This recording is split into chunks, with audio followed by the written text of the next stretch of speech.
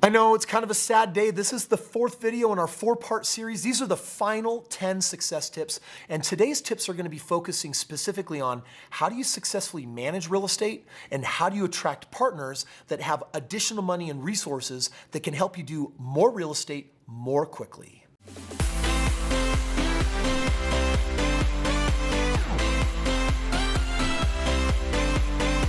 We are back for more success tips. These are the final 10 tips in this 4-part video series. And this one is going to be focusing on managing your portfolio as well as how do you dive into partnering where you can access more money and more credit without using any of your own dough. You've heard of OPM. It stands for opium. No, it doesn't. Nope, it stands for other people's money.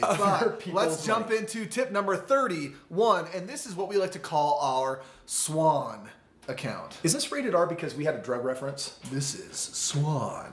What? Oh, rated R. Rated R. Okay, no, SWAN account. That is your sleep well at night account. This isn't Billy Madison. This isn't stop looking at me, Swan.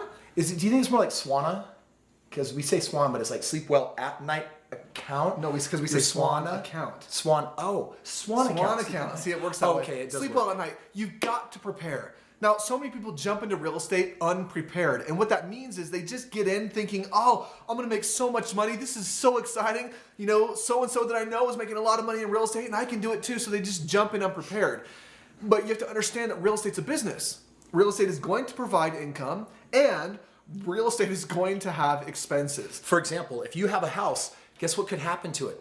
It could be vacant longer than you were planning on.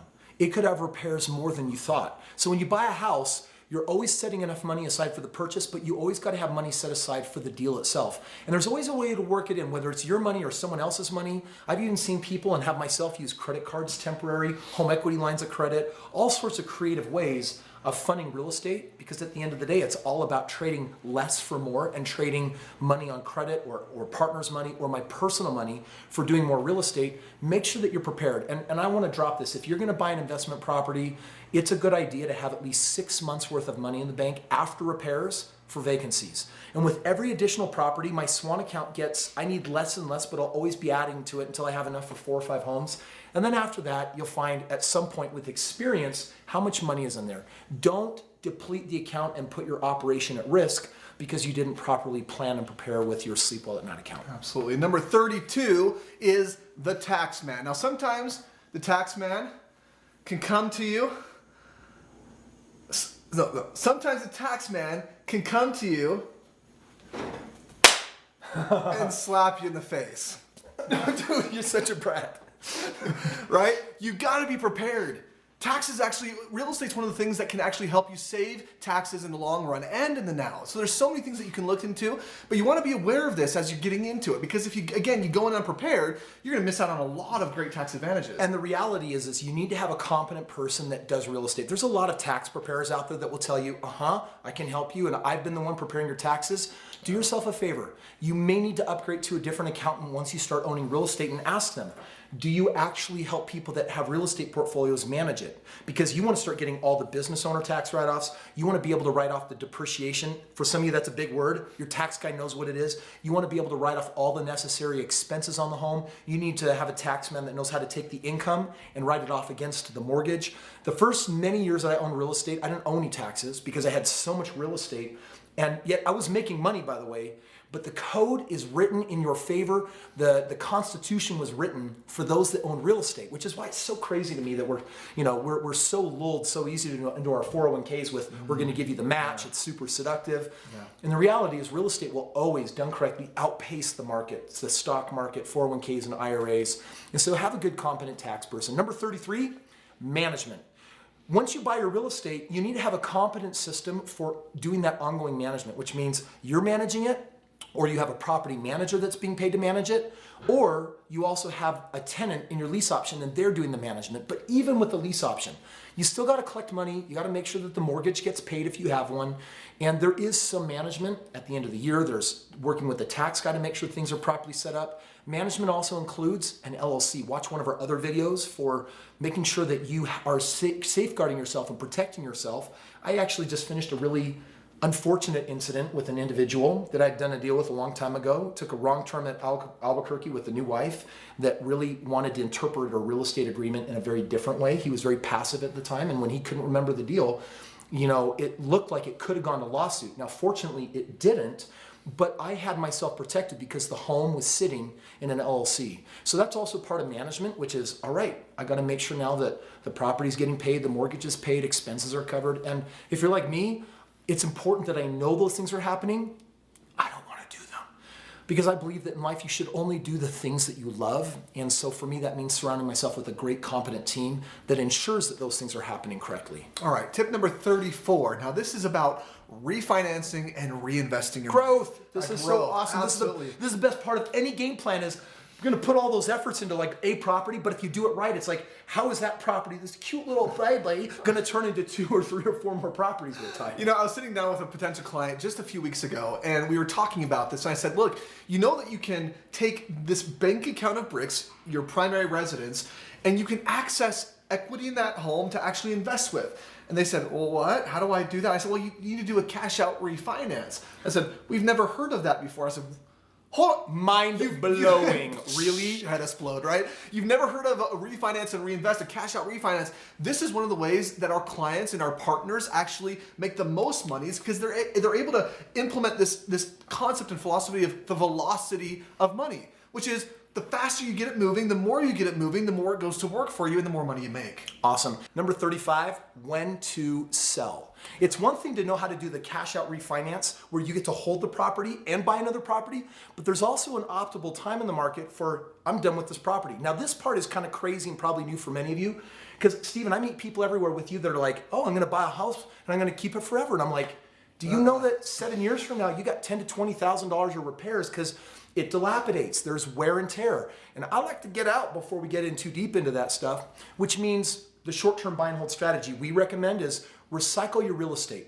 When I went to Jerusalem and Israel, had a chance to visit the Dead Sea, which if you know anything about it, it's the lowest body of water on the planet. It's like 33% salt content. So by the way, I was doing a full-on Superman with my head out of the water, every part of my body floating. Normally I just sink in the water.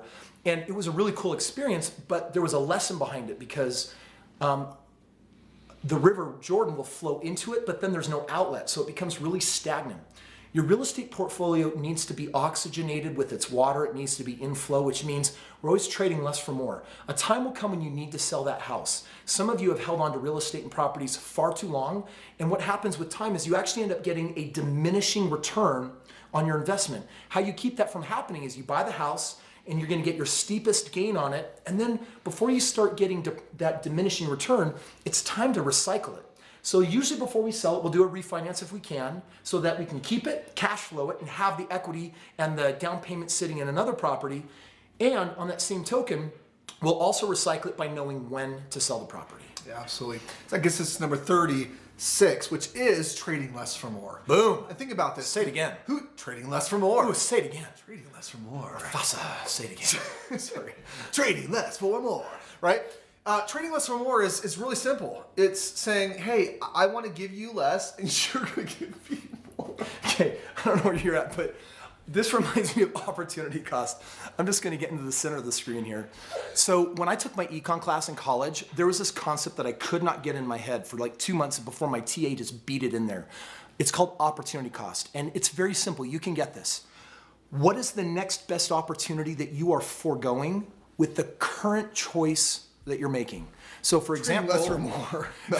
So opportunity cost would mean, all right, I helped Stephen buy a property and he's making, let's say 15% a year on it. And you guys would say, wow, that's pretty cool. But what you don't know is that a year later, I could come back to Stephen and say, Stephen, if you take some equity out of this house, you can keep this house, your 15% return is going to drop to 12%. But you're going to pick up another house earning another 15%. What's 15 plus 12? It's 27% on the same dollar that is sitting in 2 places at once. How cool is that? So you want to start thinking about all of your assets in terms of opportunity cost. How do I trade less for more? Oh, I have money in the stock market producing X. Is there something where I could be earning better and safer? More isn't always more, but more plus safer usually is. Absolutely. So 30, 7 and 37 is all about partnering. Now, Oh, we're shifting gears. This is cool we love stuff. this conversation. Partnering is one of the most powerful conversations, and it's one of the conversations that most people are so afraid of, right? Yeah. You've all heard the horror stories like, I partner with my brother. Oh, don't partner with my family. uncle. Oh, Don't partner with family. partners Don't partner work with out. friends, I got a brother right? that says I'll never partner again in my life. And we're told these things because we hear all the horror stories around it, right? Where someone embezzles or someone steals or someone takes advantage of whatever situation. But the reality is partnering is one of the most powerful forms of doing real estate the right way. Please never allow a past failed partnership or marriage to develop such an energy of betrayal and mistrust that you can't create space to give partnering another try. Truth bomb. Because I'm going to tell you right now, this is where there's so much growth available. In fact, there is limitless amounts of real estate available if you understand what Stephen and I are about to teach you right now. Yeah, guys, this is so true. So first of all, I want to help you understand, no matter who you are, no matter how much money you have or how great your credit is, at some point in your investment career, you're going to run out of both, right? Money or credit. Money or credit. You're going to run out of both. At that moment, the question is, do you want to continue growing in your real estate portfolio, or do you want to stay stagnant? Do you want to be like the Dead Sea or like the Red Sea, right? What do you want? And if you want to continue growing, then partnering is the best way to do that. Well, and really when it comes to creative real estate, Stephen and I have two powerhouse courses that we teach people. One is on lease option, but then we have our Partner Profits course. And when you're partnering for profits, what it means is you can get into the game of real estate and learn how to leverage resources to bring value with great deals and growing your money. And there's someone else out there that's like, I don't want to do any of that. But I got money sitting in my 401k stagnant like the Dead Sea. I got money sitting in the bricks of my house that are earning at the rate of inflation, which means that I'm actually losing money. And what if we put our heads together? And you can watch some of the other videos where I talk about the power of partnering. Because partnering means 1 + 1 can equal 11. Yeah. Not just 2, but 11. Why? Because their money and your expertise together that you develop here with us is powerful enough for both of you to be far better off than you certainly are independently and individually on your own. And so that's going to bring us into number 38, which is, all right, Kris and Stephen, explain to us partnering structures. What does that look like? Now, real quick, this is not a partnering structure. Hey, Good job. Thank you. Let's do this. Good team, right? That's not a structure, right? A handshake, a wink and a nod, that's not a proper partnering structure. You want to make sure that you're doing things legally as well, right? And so part of that is identifying, well, what structure do I want to use? Do I want to do an S Corp or a C Corp? Do I want to do an LLC? And I know that we've got some preferences. We want to talk about that, Kris? Right now, it's an LLC every single time for holding real estate. Number 2, we generally recommend starting out with a 50-50 arrangement, someone that's active in doing the real estate and the other person that's passive in bringing the money and credit. And then number 3, you're defining that you're the one doing the work and putting in the sweat equity. They're the ones supplying the funds. That's the most typical arrangement. Now, Stephen, could it be a 60-40 or a 40-60? It absolutely could. Actually, there's other circumstances where maybe you're bringing the expertise and you're bringing the money, but let's just say maybe you've used all your available credit right now. Great example. So you may need to go to someone who has great credit, but they have no money or expertise. And so for that, maybe you'll give up 10% of the deal, maybe 15, maybe 20% of the deal, or you could even say, hey, I'll write you a check for $2,500 to rent your credit for a while. I just did one of these right now where I bought a whole pile of properties out of state, and I brought my partner's money in. He didn't have any more credit available, so I basically was renting credit. Paid him $2,500 and 5% on the back end. Some of them took no money up front and 10% on the back end. I've done deals where the credit partner gets up to 20%. And what it means is that you can keep flowing your money and don't get caught up on the percentages. Because by the way, let's do some quick math. If you don't have the ability to do real estate, then you're going to do 0. and then we can show you how to bring a partner to the table, but you have to give up half. Oh, you make 50% of something instead of 0% of nothing. Boom. Did you just get what just happened there? That's the way I built the majority of my real estate portfolio. In fact, Stephen recently, we created a financial arrangement where I could help him buy his next home. Absolutely. And all I had to do was do some creative restructuring. It was awesome. So partnering is important. Structures normally start out 50-50. One's passive, one's active. The active person is putting in the time, work, effort, and sweat equity. People will rent our team to actually work with you to do that. Someone else is bringing the money. By the way, if you're watching this, especially you youngsters out there that got started like when Stephen and I were young, listen up. Mom and dad may have money. Mom and dad's friends may have money. You may know people with money. And if you work with our team to bring the properties to the table and the management, and you're representing that, and they're putting the money in, guess what you've created? A family partnership. Beautiful. This is one of the things that I love. My father-in-law was my first partner, And I've been able to show so many families how to come together where often older parents had saved a little bit of a nest egg and they got together with their kids, because parents often want to be in business with their kids. If that's not true for you, you have father-in-laws out there. You have people out there that can be like that. You've got people that you get to know in life and you can talk to them. You can take them to this channel. You can watch these videos and say, hey, I'm going to work with this team. I'm going to pay to join the club, and then I'm going to bring these assets and let's work together on it. And there are people out there that will consider doing that with you if you have training. Click on the link. Later, we can actually show you exactly how we break that down. Awesome. Let's go to tip number 39. And tip number 39 is all about finding partners through social media. As a matter of fact, Facebook is a wonderful place that you can go to find partners. And part of that is learning how to have this conversation. This is one of the things that we love, is teaching people how to attract these partners, how to put a deal together and bring it out to them so that they're interested. Kris, just give us a quick example. What's one thing that you would say on Facebook that could potentially, or that they could say on Facebook to attract a partner? First of all, you can go to our website. You can access some of the deals that you can find there, and you can post it on Facebook and actually be like, I found this amazing deal. Who wants to get in on it? And all of a sudden, you're interacting with our team. Boom, there's a partnership. Yeah. And actually, I'm going to divert. I'm going to take a couple minutes, because for some of you, this one idea is a $1 million idea. For some of you, it is a multi-million-dollar idea. Number one, grow your Facebook up to 5,000 friends. And that's super easy to do. All you need to do is network with other groups and with other hobby interests, and go out there and find people interested in finance and real estate, but also your own hobbies, if it's photography or dance or Samoan fire knife dancing. Samoan fire knife dancing, like Stephen does. And you go out to those groups and you join the group, and then you start making posts and creating value and meeting people, and all the people that comment and like your posts, send them a private message. Be my friend, be my friend, be my friend, be my friend. And all of a sudden your Facebook page is going to grow with like-minded people. Then once in a while, 2 times a month, you just take a deal and post it there, or say, who wants to do real estate, or who's got 35 grand and can do a deal? And guess what?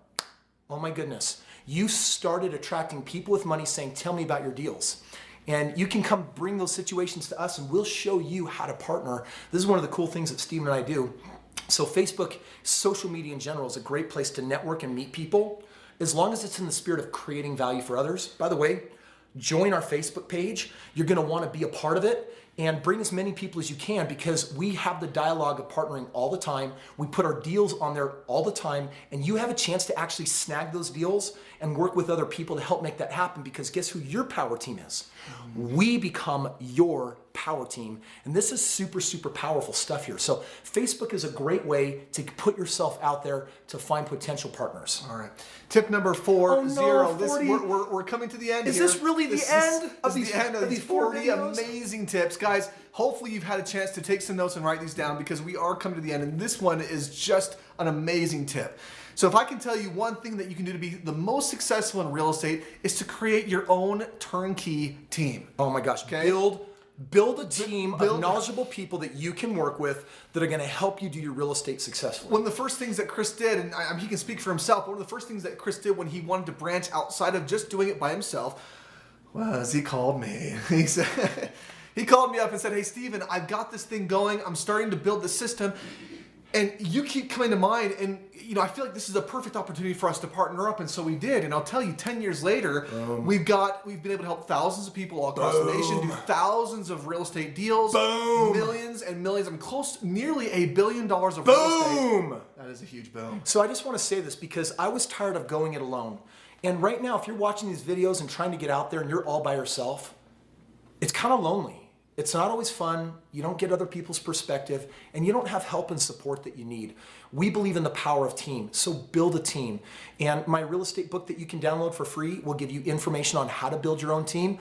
The other option that you have is come be a part of our team. It's nationwide, it's everywhere. You can plug into what we're doing and join the conversation. Click the link, become a part of this. And if you've watched all of the videos up to this point, we hope you've enjoyed these 40 success tips. I hope that they help you become the most amazing investor with time. Remember, it starts with doing deals now. And whether you got no money, no credit, do the lease option system or somebody's and get out there and start making it happen. If you got some money saved up in a nest egg, a 401k, IRA, money under the mattress, you got a little bit or know people that do, bring them to the table and we'll do all the real estate. You guys get to make 100% of the money. And those are just two of options. We'll even, share with you our partnering system on how we'll show you how to find real partners, how to cultivate them. Because we live in a world where today, if you want to do real estate, it's too easy to do. It's too easy to not do. You got to start somewhere. You got to take action. So either go out and do it. If you want some help, we're certainly here to provide that benefit for you. And I want to thank Stephen Miller for coming on out. Such an awesome guy who beat me in. I push-ups on the ground after chest day. You did. And I'm going to use my victimhood excuse. That's right. I busted it out of the gym and I'm too sore. Cute little baby. I'll get out of here. Okay. Friends, hope you enjoyed this and we look forward to sharing more with you soon.